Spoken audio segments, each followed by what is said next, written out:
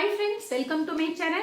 இன்னைக்கு நம்ம சேனல்ல என்ன பார்க்க போறோம்னா ஒரு கஸ்டர்ட் பவுடர்ல மில்க் சேர்த்து இந்த வெயிலுக்கு இதமான கஸ்டர்ட் ஃப்ரூட் மிக்ஸ் எப்படி செய்யறதுன்னு பார்க்க போறோம்.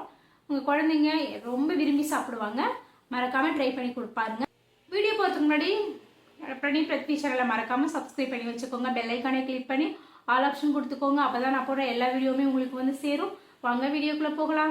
இந்த கஸ்டர்ட் ஃப்ரூட் மிக்ஸ் செய்யறதுக்கு முடிஞ்ச வரைக்கும் தண்ணி கலக்காத பால் எடுத்துக்க பாருங்க. இன்னைக்கு நான் 1/2 லிட்டர் பசும்பால் எடுத்திருக்கேன். பசும்பால் வந்து இதில் நான் ஒரு 3 டேபிள் ஸ்பூன் பாலை வந்து தனியாக எடுத்து வச்சிருக்கேன். இது எதுக்குன்னா இந்த பாலில் தான் நம்ம வந்து கொஞ்சமாக அந்த பவுடரை கலந்து இந்த பாலில் மிக்ஸ் பண்ணுறதுக்காக நான் தனியாக எடுத்து வச்சிருக்கேன். அதுக்கப்புறம் மிச்ச பாலை வந்து நம்ம அடுப்பில் நல்லா காய்ச்சி எடுத்துக்கலாம். பாலை வந்து எந்த அளவுக்கு நம்ம சுண்ட காய்ச்சிரோமோ அந்த அளவுக்கு நமக்கு ஃப்ரூட் மிக்சர் வந்து நமக்கு சூப்பர் டேஸ்ட்டாக கிடைக்கும்.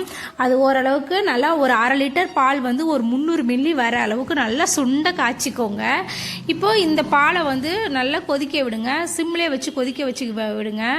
சிம்லேயே வச்சு கொதிக்க விட்டாதான் நமக்கு ரொம்ப நேரம் கொதிச்சு நமக்கு திக்கான ஒரு பால் வந்து கிடைக்கும். இது கொதிச்சுக்கிட்டே இருக்கட்டும்.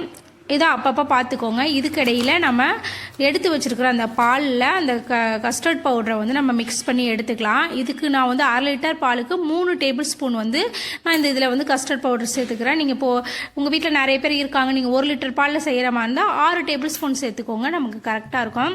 இப்போ நம்ம பாலில் அந்த பவுடரை கொட்டக்கூடாது. பவுடரில் தான் பாலை கொஞ்சம் கொஞ்சமாக சேர்த்து நம்ம வந்து எடுத்துக்கணும். நம்ம பாருங்கள், இப்போ நான் போட்டதுமே அது எவ்வளோ திக்காயிட்டு பாருங்கள். எனக்கு கிண்டுறதுக்கு கொஞ்சம் கஷ்டமாக இருந்துச்சு.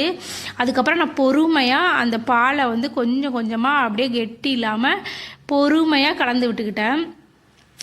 அது நம்ம பாலில் வந்து இந்த பவுடரை கொட்டோம்னா சுத்தமாக நம்மளால கிண்டவே முடியாது. ரொம்ப கெட்டி ஆகிடும். அங்கங்கே அப்படி கட்டி கட்டியாக போயிடும். நமக்கு கஷ்டமாயிடும். அதனால் பவுடரில் நீங்கள் கொஞ்சம் கொஞ்சமாக பாலை சேர்த்து அப்படியே கலந்து விட்டிங்கன்னா கொஞ்சம் நேரத்தில் எல்லா பவுடருமே நல்லா கரைஞ்சி வந்துடும். பாருங்கள், இப்போ பாருங்கள், நமக்கு இந்த மாதிரி கலந்து எடுத்துக்கோங்க. இது அப்படியே நம்ம இப்போ பால் நல்லா கொதிக்கிற இந்த பாலில் சேர்த்துக்கோங்க. இப்போ நல்லா கேட்டுக்கோங்க. இந்த பால் சேர்த்து இந்த பாலில் அந்த கஸ்டர்ட் பவுடரை சேர்த்ததுலேருந்து விடாமல் கையை விடாமல் கிண்டிக்கிட்டே இருக்கணும். நீங்கள் கொஞ்சம் கூட நீங்கள் வந்து கேப் விட்டுறவே கூடாது. இது போட்ட உடனே நமக்கு வந்து அப்படியே அடி பிடிக்கிற மாதிரி ஆகிடும். இதை போட்டு நல்லா கிண்டி விட்டுக்கிட்டே இருங்க. நீங்கள் கொஞ்சம் அசால்ட்டாக இருந்தாலுமே அடி பிடிச்சி போயிடும். அதுக்கப்புறம் நமக்கு பால் வந்து ஒரு மாதிரி தீஞ்சு போன ஸ்மெல் வந்துடும். நமக்கு ஃப்ரூட் மிக்சர் டேஸ்ட்டாகவும் கிடைக்காது. அதனால் உங்களால் முடிஞ்ச அளவுக்கு அடுப்பை விட்டு எங்கேயுமே போகாமல் சிம்லேயே வச்சு நல்லா கலந்து விட்டுக்கோங்க. இந்த பாருங்க, எனக்கே லைட்டாக வந்து அடி பிடிச்சிச்சு பாருங்கள். நான் குனிஞ்சு கொஞ்சோண்டு ஜீனி எடுக்கிறதுக்குள்ளேயே அது டக்குன்னு அடி பிடிச்சிச்சு. அதனால முடிஞ்ச வரைக்கும் அப்படியே கிண்டி விட்டுக்கிட்டே இருங்க. நம்ம கிண்ட நம்ம பால் நல்லா திக்காய் கொதிச்சு வரும். அடி பிடிக்காமல் நமக்கு ஃப்ரூட் மிக்சருக்கான பால் கன்சிஸ்டன்சி வந்து நமக்கு சூப்பராக இருக்கும். இதே மாதிரி நல்லா கிண்டி விட்டுக்கிட்டே இருங்க. பால் முன்னாடி போட்டதை விட திக்காயிடுச்சு பாருங்கள். இப்போ நம்ம இந்த ஸ்டேஜில் நம்ம என்ன பண்ண போகிறோம்னா ஒரு 1/4 கப் வந்து நம்ம சர்க்கரை சேர்த்துக்க போகிறோம். உங்களுக்கு இனிப்பு அதிகமாக வேணும்னா நீங்கள் வந்து இன்னும் கொஞ்சம் கூடுதலாகவே சர்க்கரை சேர்த்துக்கலாம். நான் வந்து இதை 1 கப் வந்து சர்க்கரை சேர்த்துக்கிறேன். சர்க்கரையும் சேர்த்து நல்லா கலந்து விட்டுக்கோங்க. நம்ம பாலை வந்து எந்த அளவுக்கு திக்காக காய்ச்சிக்கிறோமோ அந்த அளவுக்கு நமக்கு இந்த ஃப்ரூட் மிக்சர் வந்து நமக்கு டேஸ்டியாக கிடைக்கும்.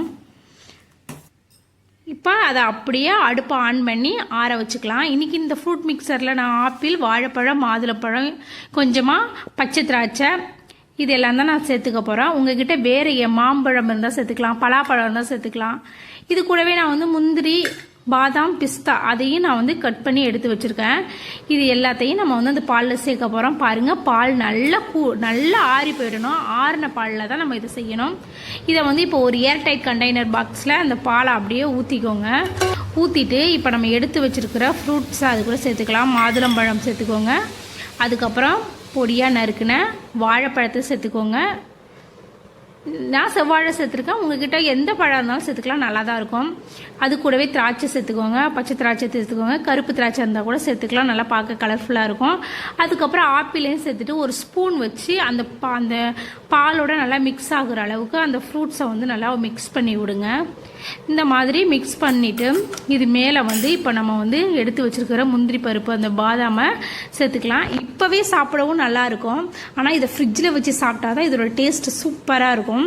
இதை அப்படியே யாருக்கும் தெரியாமல் உங்கள் வீட்டில் பசங்க கண்ணில் படாமல் இதை அப்படியே ரெடி பண்ணி ஃப்ரிட்ஜுக்குள்ளே வச்சு ஒரு 2 மணி நேரம் ஃப்ரிட்ஜில் வச்சுக்கோங்க. 2 மணி நேரம் ஃப்ரிட்ஜில் வச்சு எடுத்த பிறகு நம்ம சர்வ் பண்ணோம்னா அவ்வளோ டேஸ்ட்டாக இருக்கும். இந்த வெயிலுக்கு குழு குழுன்னு பசங்க ரொம்ப விரும்பி சாப்பிடுவாங்க. பாருங்கள், சூப்பராக இருக்குது பாருங்கள். உண்மையாகவே டேஸ்ட் அல்டிமேட்டாக இருந்துச்சு. நீங்கள் வீட்டில் ட்ரை பண்ணி பாருங்கள். உங்கள் பசங்களுக்கு இந்த சம்மருக்கு இந்த ட்ரிங்கை செஞ்சு கொடுத்து பாருங்கள், வேறு லெவலில் இருக்கும். அவ்வளோதான். இந்த வீடியோ பிடிச்சிருந்துச்சுன்னா மறக்காமல் சேவ் பண்ணி உங்கள் வீட்டில் உள்ளவங்களுக்கு ட்ரை பண்ணி பாருங்கள். நாளைக்கு வேறு ஒரு ரெசிபியில் பார்க்கலாம். நம்ம காணாமல் செய்கிற சாப்பாட்டை கஷ்டப்பட்டு செய்யாமல் இஷ்டப்பட்டு செஞ்சு கொடுத்து பாருங்கள். ரசம் கூட அபத்தமாக இருக்கும். தேங்க்ஸ் ஃபார் வாட்சிங்.